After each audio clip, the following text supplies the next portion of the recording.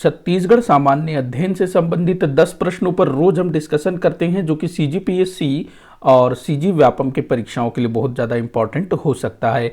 सीधे हम लोग क्वेश्चन पर चलते हैं। तो आज का जो पहला क्वेश्चन लिया है मैंने, एक तरफ जलप्रपात दिया है, दूसरी तरफ जिला दिया हुआ है, मतलब आपको जो है इसको सुमेलित करना है। आप लोग जो है क्वेश्चंस को करने की कोशिश करिएगा। नीचे कमेंट बॉक्स में अपना आंसर बता सकते हो। मेरे आंसर बताने के पहले आंसर बताने की कोशिश करिएगा।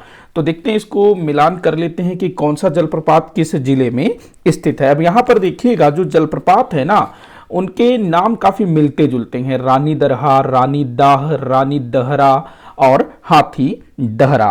तो ये आपको मिलान करना है। तो देखो, रानी दरहा ये जो है ना सुकमा जिले में है। रानी दरहा कहां पर है? सुकमा जिले में। मतलब कि ए का हो जाएगा आपका 3, ए का हो जाएगा 3। उसके बाद जो रानी दाह जलप्रपात ये कहां पर है? तो ये जसपुर जिले में है। तो बी का हो जाएगा 4। उसके बाद दिया हुआ है रानी दहरा ये कहां पर है भाई? रानी दहरा तो ये है कबीरधाम जिले में। मतलब सी का हो जाएगा 2। उसके बाद दिया हुआ है हाथी दरहा ये कहां पर है? ये बस्तर जिले में है। हाथी दरहा जिसको मेंदरी घूमर भी कहा जाता है। तो डी का हो जाएगा 1। तो इसका आंसर क्या हो जाएगा? 3, 4, 2, 1। देखिएगा, ये जो रानी दरहा है ना, यहां पर जो दरहा है इसका मतलब होता है गहरा। जो बस्तर क्षेत्र है वहां पर जो गहरा होगा ना, गहरा, इसको कहा जाता है दरहा। जो थोड़ा सा गहरा होता है उसको दरहा कहा जाता है। तो रानी दरहा, उसके बाद हाथी दरहा। उसके बाद अगर हम बात करें रानी दाह की, ये जो रानी दाह जलप्रपात है जो कि जसपुर जिले के अंतर्गत है, इस रानी दाह जलप्रपात में किसी समय में एक राजकुमारी ने आत्महत्या कर ली थी। मतलब उसमें कूद करके अपना जान दे दिया था। तो तब से इसको जो है रानी दाह कहा जाता है। बाकी जो रानी दहरा है, इसके विषय में ऐसा कोई स्टोरी मुझे मालूम नहीं है। अगर आपको पता हो तो बताइएगा।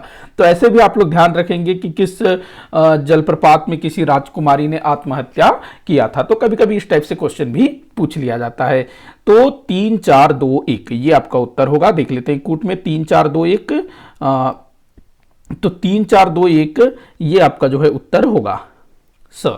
बढ़ते हैं अगले क्वेश्चन की तरफ। अगला क्वेश्चन दिया हुआ है, धुरवा जनजाति कहाँ निवास करती है? तो देखो, जो धुरवा जनजाति है ये बस्तर क्षेत्र में इनका संकेंद्रण देखने को मिलता है, विशेष करके उन क्षेत्रों में जो उड़ीसा राज्य से लगे हुए हैं। बस्तर क्षेत्र का भी वो क्षेत्र जो उड़ीसा से लगा हुआ है, वहां पर धुरवा जनजाति का संकेंद्रण देखने को मिलता है। लेकिन भाई यहां पर तो राष्ट्रीय उद्यान अभ्यारण्य दिया हुआ है ना, कांगेर घाटी राष्ट्रीय उद्यान जो कि बस्तर जिले में है, इंद्रावती राष्ट्रीय उद्यान बीजापुर जिले में है, पामेड़ अभ्यारण्य ये भी बीजापुर जिले में है, भैरमगढ़ अभ्यारण्य ये भी बीजापुर जिले में है। तो देखिएगा, जो कांगेर घाटी राष्ट्रीय उद्यान है ना, ये बस्तर जिले के अंतर्गत है।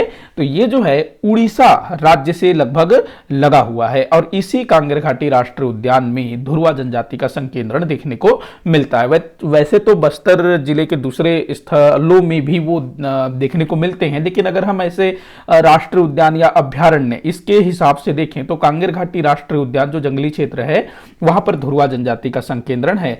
जो गुंडाधुर, जो भूमकाल विद्रोह के नायक थे ना 1910 में, तो जो गुंडाधुर है ये धुरवा जनजाति के ही थे। और आज जो कांगेर घाटी राष्ट्रीय उद्यान है उसी क्षेत्र में इनका गांव था, इनका जो निवास है उसी क्षेत्र में हुआ करता था गुंडाधुर का। तो ध्यान रखना इस चीज को भी आप लोग।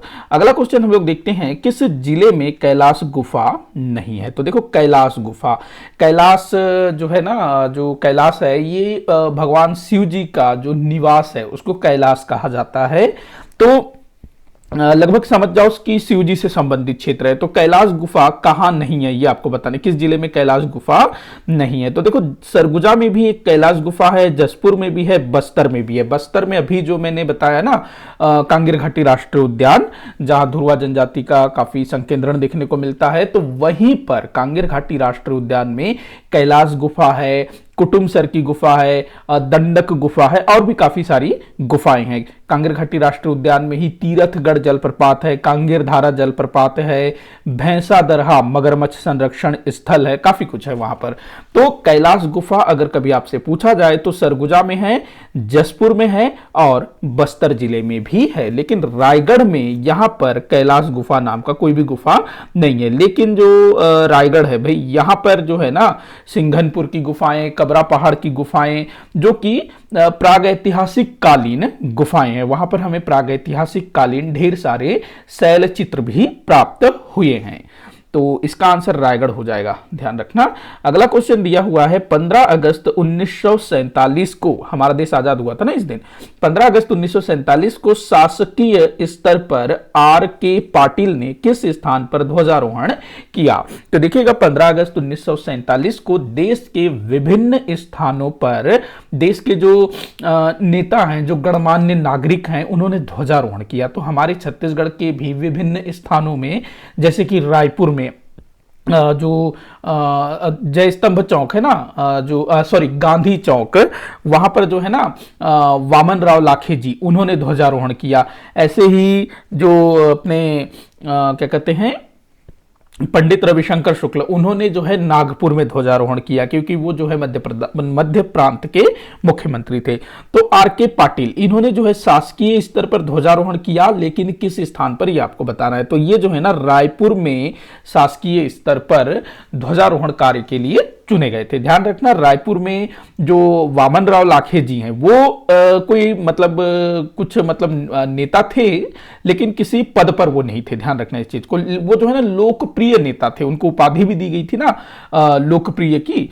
तो वो जो है शहर के एक गणमान्य नागरिक होने के नाते गांधी चौक में ध्वजारोहण करते हैं। वहीं जो आर के पाटिल है, ये शासकीय स्तर पर, जैसे अभी भी होता है ना 15 अगस्त 26 जनवरी के दिन, शासकीय स्तर पर जो हमारे जो नेतागण हैं वो विभिन्न स्थानों पर ध्वजारोहण करते हैं। उसके अलावा जो गणमान्य नागरिक होते हैं वो अपने अलग अलग क्षेत्रों में ध्वजारोहण करते हैं। तो आर के पाटिल शासकीय स्तर पर रायपुर में ध्वजारोहण किया था, और रायपुर में ही दूसरा नाम वामन राव लाखे। आप मुझे बताइएगा कि बिलासपुर में किसने ध्वजारोहण किया था?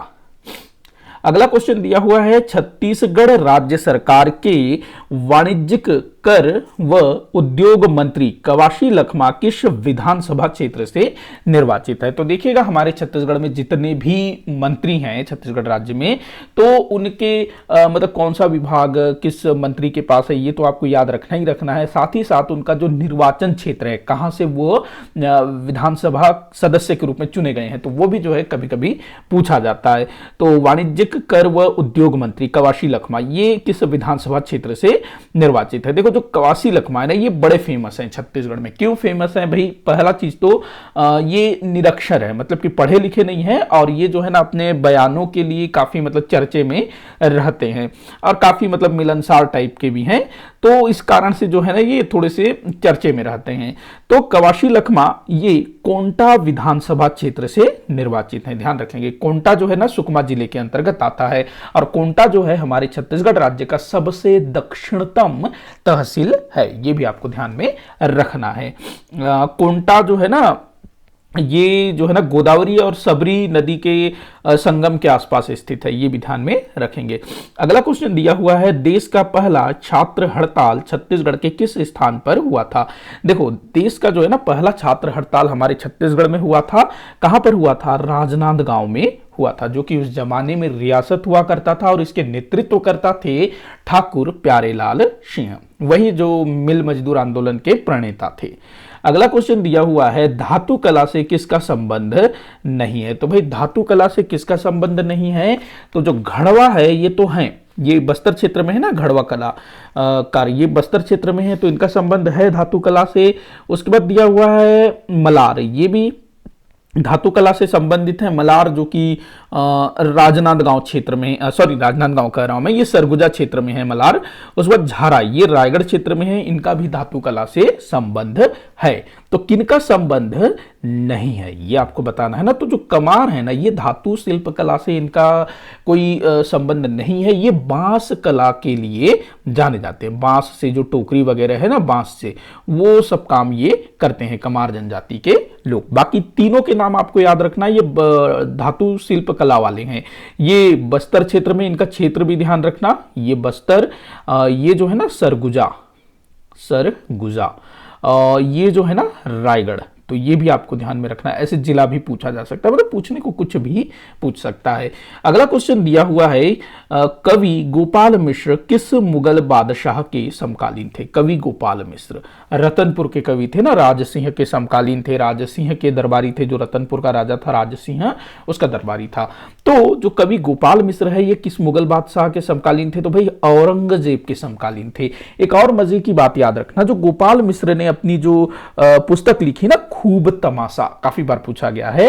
तो खूब तमाशा में गोपाल मिश्र ने तत्कालीन समय के भारत के विषय में भी लिखा है, और उसमें जो है ना औरंगजेब की आलोचना की है। ध्यान रखना, यह भी पूछा जा सकता है कि छत्तीसगढ़ के किस लेखक ने औरंगजेब की या मुगल बादशाह की आलोचना की है? तो कवि गोपाल मिश्र ने, मतलब एकदम बहुत ज्यादा नहीं, लेकिन इनके बारे में लिखा है, औरंगजेब के बारे में लिखा है, इसकी आलोचना की है। औरंगजेब वैसे भी थोड़े से मतलब भारतीय इतिहास में थोड़े से कुख्यात छवि लिए हुए है ना।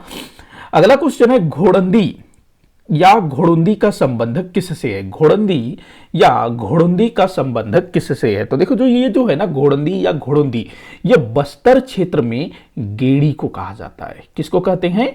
गेड़ी। गेड़ी वही आप लोगों ने देखा होगा, गेड़ी। गेड़ी का प्रयोग कब होता है भाई? अरे यहां लिखा हुआ है गेड़ी ना, माफी चाहूंगा। गेड़ी नृत्य से संबंध है घोड़ुंदी का। ये जो है ना हरेली अमावस्या से लेकर के पूला तक जो है गेड़ी नृत्य किया जाता है। तो घोड़ंदी या घोड़ोंदी, ये जो है ना गेड़ी को बस्तर क्षेत्र में कहा जाता है। अगला क्वेश्चन जो कि इस वीडियो का आखिरी क्वेश्चन होगा, माफी चाहूंगा, ये जो है ना ये होना था चरु जात्रा। चरु जात्रा कहाँ मनाया जाता है? तो ये बस्तर क्षेत्र में मनाया जाता है चरु जात्रा। ये धान कटाई के बाद, फसल जब कट जाता है ना खेत से, तो उसके बाद चरु जात्रा मनाया जाता है। और ये जो जात्रा है चरु जात्रा, ये खेत में मनाया जाता है। ध्यान रखना, खेत में मनाया जाता है जब फसल कट चुका होता है ना, जब खेत जो है पूरा खाली हो जाता है, तो खेत में चरु जात्रा मनाया जाता है। इसी के साथ भाई आज का ये वीडियो यहीं पर समाप्त होता है। आप लोग मुझे कमेंट करके बताइएगा कि आपसे कितने क्वेश्चन सॉल्व हुए। किसी भी क्वेश्चन में कोई भी डाउट हो तो जरूर बताइएगा। जितना हो सके इस वीडियो को आप उतना शेयर करिएगा, लाइक करिएगा, चैनल को सब्सक्राइब करिएगा। वीडियो को आखिर तक देखने के लिए बहुत बहुत धन्यवाद।